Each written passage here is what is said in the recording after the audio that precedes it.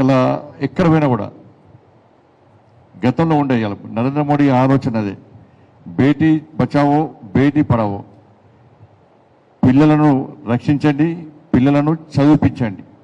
ఒక లక్ష్యం, ఒక కాన్సెప్ట్, ఒక ఆలోచనతో, ఒక ఆశయంతో నరేంద్ర మోడీ గారి ప్రభుత్వం ఈ బేటీ బచావో బేటీ పడావో కార్యక్రమాన్ని దాదాపు 10 సంవత్సరం 2015లో స్టార్ట్ చేశారు.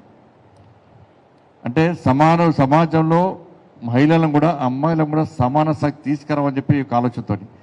గతంలో ఆడపిల్లలంటే ఒక భారంగా భావించేవాళ్ళు, కానీ నరేంద్ర మోడీ ఆలోచన ఆడపిల్లలు భారం కాదు, ఆడపిల్లలకు ఒక భరోసా, కుటుంబానికి ఒక భరోసాగా మారాలని చెప్పి ఒక ఆలోచనతో ఈ బేటీ బచావో బేటీ పడావో కార్యక్రమాన్ని ఇలా మోడీ గారి ప్రభుత్వం తీసుకున్నది.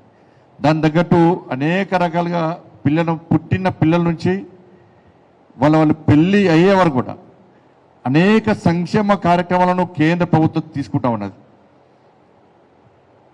ఇవాళ పిల్లలు పుట్టిన తర్వాత జన్మోత్సవ పేరుతోని, ఆడపిల్ల పుడితే వెంటనే జన్మోత్సవ పేరుతోని ఒక కార్యక్రమాన్ని, ఒక ఆడంబరంగా ఒక కార్యక్రమం నిర్వహించాలి, అమ్మాయిలు పుడితేనే ఈ కార్యక్రమం చేయాలని చెప్పి జన్మోత్సవ పేరుతోని ఇవాళ కార్యక్రమం చేస్తున్నాం మనం. దాంతోపాటు సెల్ఫీ విత్ డాటర్, అమ్మాయి పుడితే అమ్మాయితో సెల్ఫీ దిగాలి. అంటే ఇటువంటి కార్యక్రమాల ద్వారా ఒక భరోసా కల్పించాలి, ఒక ఆత్మవిశ్వాసం కల్పించాలని చెప్పి ఒక ఆలోచనతో ఇలా కేంద్ర ప్రభుత్వం ఇలా ఇటువంటి కార్యక్రమాలు తీసుకుంటా ఉన్నది. వాళ్ళ అమ్మాయిలు గర్భిణీ స్త్రీలకు కానీ వాళ్ళందరూ కూడా పుట్టిన పిల్లలకు కానీ టీకాలు ఇప్పించడం, మాతృవందన పేరుతోని వాళ్ళ 3 విడతలుగా 5,000 రూపాయలు 5,000 రూపాయలు 5,000 రూపాయలు వాళ్ళకి ఇప్పించే ప్రయత్నం చేస్తున్నాం. కిషోరీ శక్తి పేరుతోని విద్యా వైద్యం అందించే ప్రయత్నం చేయడం, ఇవన్నీ కూడా ఇటువంటి కార్యక్రమాలు, అనేక కార్యక్రమాలు కూడా వాళ్ళ కేంద్ర ప్రభుత్వం వల్ల దేశవ్యాప్తంగా అమలు చేస్తూ ఉన్నది.